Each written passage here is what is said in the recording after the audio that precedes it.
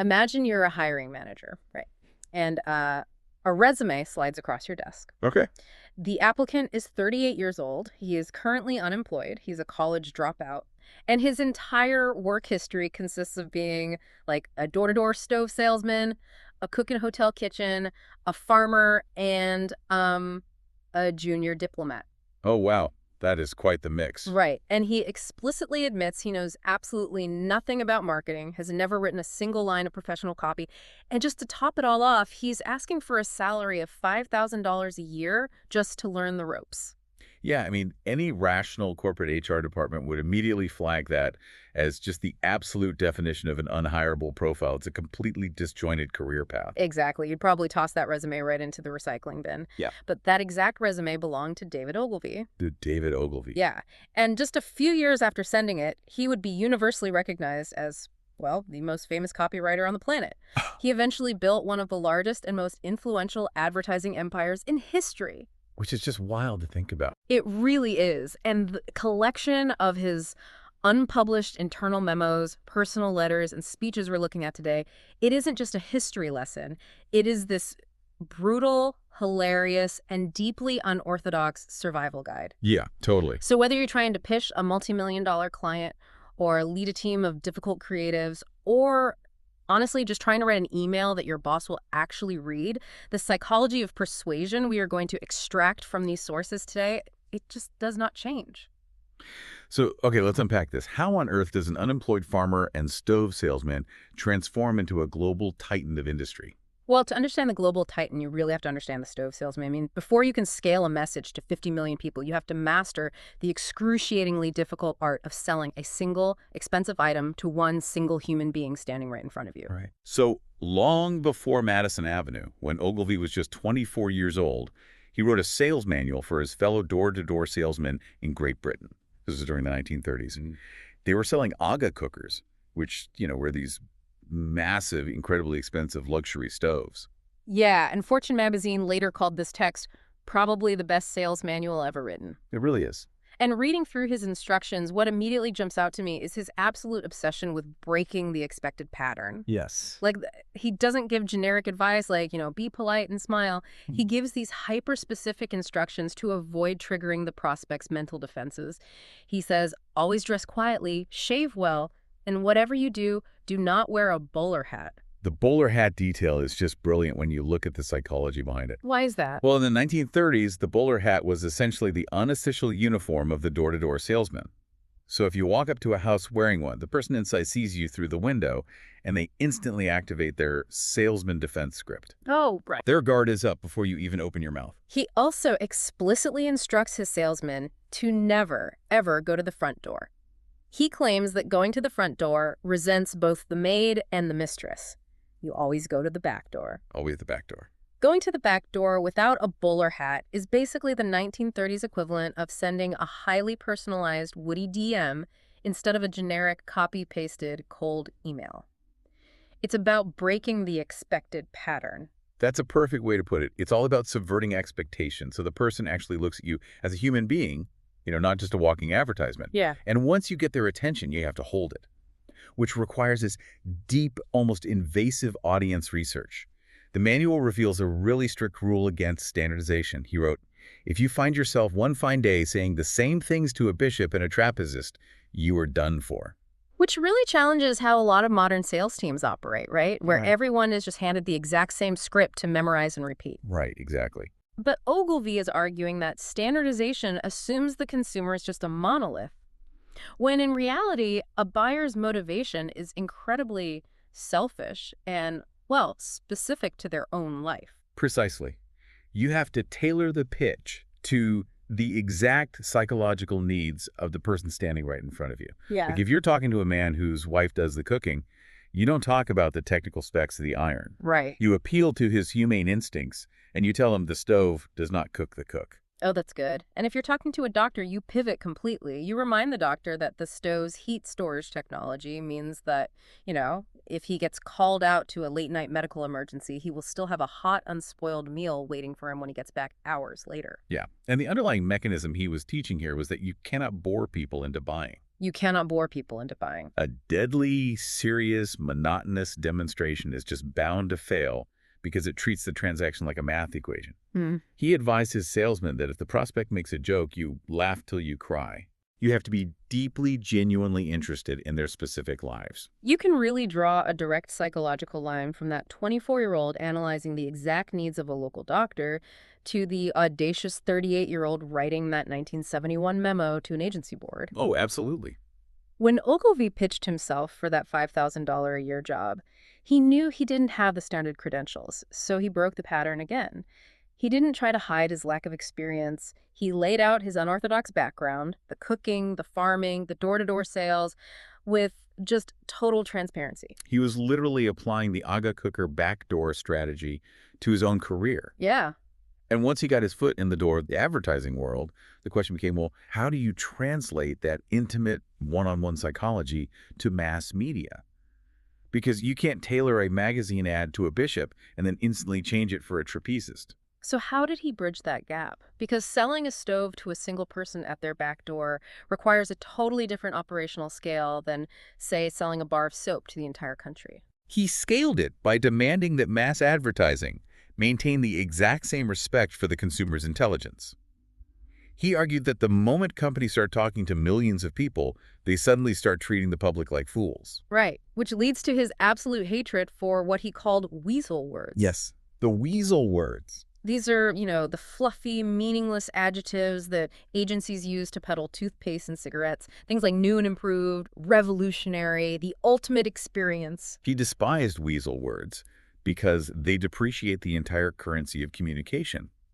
When you look at the cognitive effect of buzzwords, they create a habituation effect. The consumer's eyes literally just glaze over. Yeah, we've all been there. Ogilvy believed that in mass advertising, actual truth was no longer the main issue. The real issue was that the public no longer believed the true things companies were saying because those truths were just buried under a mountain of weasels. And he had this blunt challenge for his clients that I think every modern marketer really needs to hear. He would tell them to look at their own advertising copy and ask themselves if they would feel compunction exposing their own children to it. It's a great test. He told them, I understand you want advertising with selling teeth in it. I want honest teeth, but biting teeth. And that philosophy culminates in a quote that gets right to the heart of consumer respect. He said, "The consumer is not a moron. She is your wife. Don't insult her intelligence." I want to pause on that framing because it exposes such a massive blind spot in corporate communication. You would never walk into your kitchen and talk to your spouse using bizarre, hyperbolic synergy speak. No, you sound insane. You would sound completely ridiculous. So why do companies assume a customer wants to be spoken to that way? They assume it because they view the consumer as just a demographic data point rather than a real person. But Ogilvy took this respect for the consumer a step further when he developed the concept of the brand image. Okay, let's get into that. He made a very astute observation about modern capitalism, which is that competing products are essentially identical. Right. I mean, there is no real significant technical difference between different brands of whiskey or cake mix or just basic commodities. The actual chemical composition is practically the same. Exactly. Since the products themselves are practically twins, the brand that wins long-term is the one with the most sharply defined personality. Manufacturers, however, are often deeply insecure and, frankly, greedy. They want to be all things to all people. I want everyone's money. Right. They want to appeal to men and women, the upper crust and the working class, the young and the old. So what does this all mean? If a brand or a business tries to appeal to literally everyone, do they just become the beige wallpaper of the market? If we connect this to the bigger picture, that is exactly the trap. Ogilvy argued that by trying to appeal to everyone, companies end up with a wishy-washy neuter brand. Yeah. He used a very specific kind of sharp phrase for this. He said, "No capon ever rules the roost." And for the listener who might not be familiar with 20th century agricultural insults, a capon is a castrated rooster. It's a bird that has been completely stripped of its natural aggression and distinct identity. It's a perfect metaphor for a brand that has just compromised away all of its edges. Yeah. And the ultimate counterexample to the capon in the sources is the Marlboro cigarette campaign. Oh, that's a classic. They took a massive, terrifying risk by giving that brand an exclusively intensely male personality, the cowboy, the rugged outdoors. They willfully alienated a huge portion of the potential market by doing that. But let's look at the psychology of why alienating people actually works, because it feels so counterintuitive to turn away potential It buyers. does. But when a brand draws a hard line and says, we are only for this specific type of person, it taps into human tribalism. It creates an exclusive club. The people who want to be seen as rugged, independent cowboys flock to it because buying the product becomes a form of identity signaling. And that signaling only works if the brand is unflinchingly consistent. Every single ad is a long-term investment in the brand's personality. Taking a definitive stance, even if it alienates some people, is the only way to build a lasting reputation. You can't just flip-flop. No, you cannot change your brand's personality every 6 months just to chase a new trend. It requires obstinate determination. It really makes me think of the tech world today. Imagine a beautifully simple productivity app that just starts chasing trends. Suddenly it tries to be a CRM, a team chat platform, a video hosting site, and like a crypto wallet all at once just to capture every possible user. Right, and it just becomes bloated, confusing software that nobody trusts. Yeah. You have to commit to an identity. But here's the operational friction. You cannot build these iconic, highly defined, sharply articulated brands with a team of average, play-it-safe bureaucrats. No, capons cannot build brands that rule the roost. Precisely. To execute this kind of uncompromising vision, you have to cultivate genius.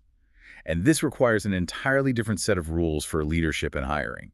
You basically need to fill your building with brilliant, unorthodox mavericks. Which brings us to a stunning piece of corporate theater from the source material. Oh, I love this story. Ogilvy held a board meeting, and at every director's seat around the table, he placed a set of nested Russian dolls, and he told his executives to open them. You can just picture the confusion in the room, right?